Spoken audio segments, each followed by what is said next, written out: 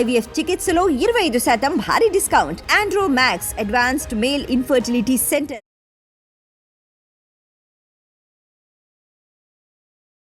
Hello everyone, I am Dr. Ramakrishna. I am consultant cardiologist at Apollo Health City, Hyderabad. ఇవాళ అసలు అంటే BP అంటే ఏంటి దాని గురించి కొంత తెలుసుకుందాం. చాలామంది బీపీ మీద చాలామంది అపోహలు ఉంటాయి, especially the youth younger generation పాపులేషన్కి చాలా అపోహలు ఉన్నాయి. ఎందుకు ఈ అపోహలు, అసలు వేసుకుంటే ఏంటి వేసుకోకపోతే ఏంటి అనేది చూద్దాం. సో నార్మల్గా అనేది బీపీ అనేది 120 to 140 వరకు నార్మల్ రేంజ్లో ఉంటుందండి. అప్పర్ది, లోవర్ది 60 to 80 అనేది నార్మల్.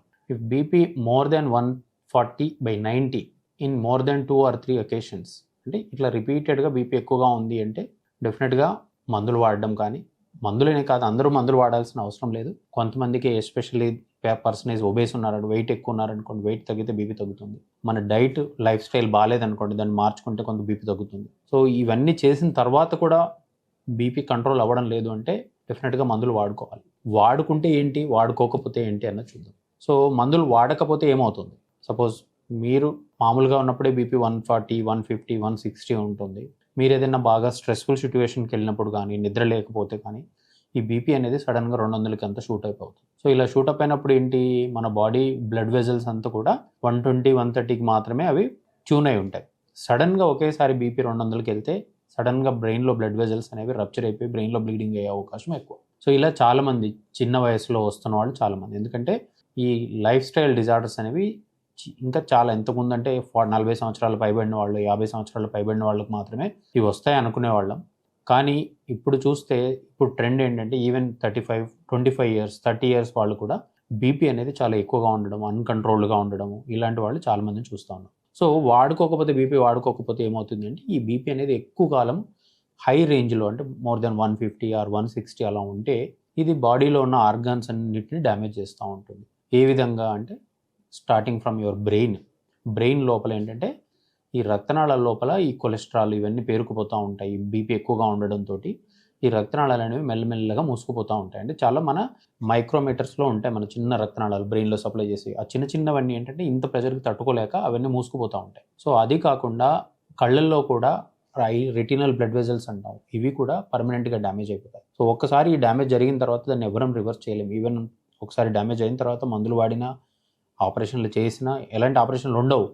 ఒకవేళ ఆపరేషన్లు చేసినా కూడా దీన్ని మనం ఈ కంటి చూపుని అనేది మొత్తం నార్మల్గా తీసుకురాలేము. సో ఈ కన్ను ఒకటే కాదు, హార్ట్ మీద కూడా చాలా ఎఫెక్ట్స్ చూపిస్తుంది ఈ బీపీ అనేది, అన్కంట్రోల్డ్ బ్లడ్ ప్రెషర్ అనేది. సో ఇంకొక ఇంపార్టెంట్ ఆర్గాన్ ఏంటంటే కిడ్నీ.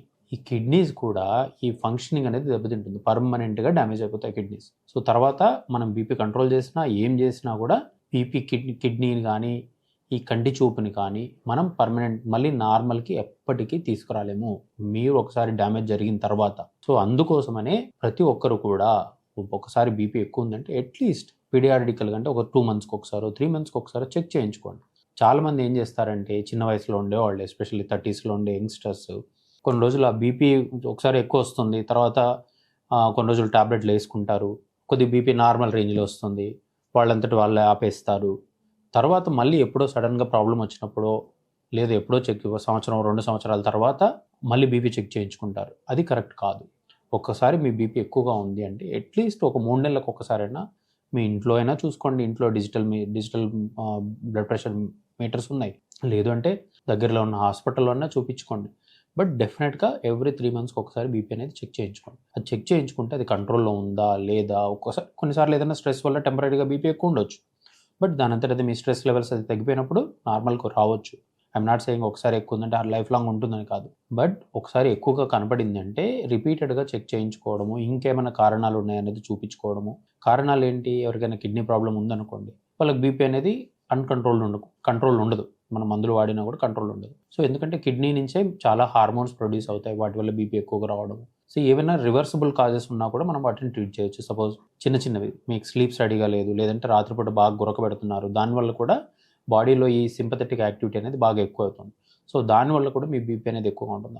దాన్ని మనం వెయిట్ తగ్గడం కానీ, లేకపోతే ఆ స్లీప్ యాప్నియా ఉంటే దీన్ని స్లీప్ స్టడీస్ చేయించుకొని ఆ బైపాప్ అనే సిపాప్ అనే మెషిన్ వాడితే కూడా బీపీ కంట్రోల్ అవుతుంది. సో నాట్ ఓన్లీ మందులేనే కాదు, ఇలా చాలా కారణాలు ఉన్నాయి, చాలా ఇంకేమైనా కారణాలు ఉన్నాయో చూసుకొని వాటిని ట్రీట్ చేసుకుంటే మందులు లేకుండా కూడా బీపీని కంట్రోల్ చేయొచ్చు. ఒకసారి బీపీ కనుక 160, 170 ప్రతిసారి రిపీటెడ్గా ఎక్కువ వస్తుందంటే మాత్రం వీళ్ళు కంపల్సరీగా మందులు వాడుకోవాలి. మందులు వాడుకున్నకు చాలామంది ఏంటంటే 100లో ఆల్మోస్ట్ 20-30% పీపుల్కి బీపీ ఉంటుంది. బట్ దాంట్లో కూడా 20-30%లో ఓన్లీ 15% పీపులే మందులు వాడతారు. ఆ మందులు వాళ్ళలో కూడా కొంతమందికి బీపీ అనేది కంట్రోల్లో ఉంటుంది. ఎందుకంటే ఏదో ఒక టాబ్లెట్ వేసుకుంటున్నాంలే కంట్రోల్లో ఉందనుకుని వాళ్ళు ప్రిజ్యూమ్ చేసుకొని వెళ్ళిపోతారు. సో నాకేం సిమ్టమ్స్ లేవు కదని చాలామంది అడుగుతూ ఉంటారు. అన్లెస్ బీపీ అనేది ఒకేసారి షూటప్ అయితే తప్పితే పెద్దగా సిమ్టమ్స్ తెలియవు. సో ఎవరైనా సరే బీపీ అనే డయాగ్నోస్ అయితే మాత్రం కంపల్సరీగా మందులు వాడుకుంటేనే మంచిది.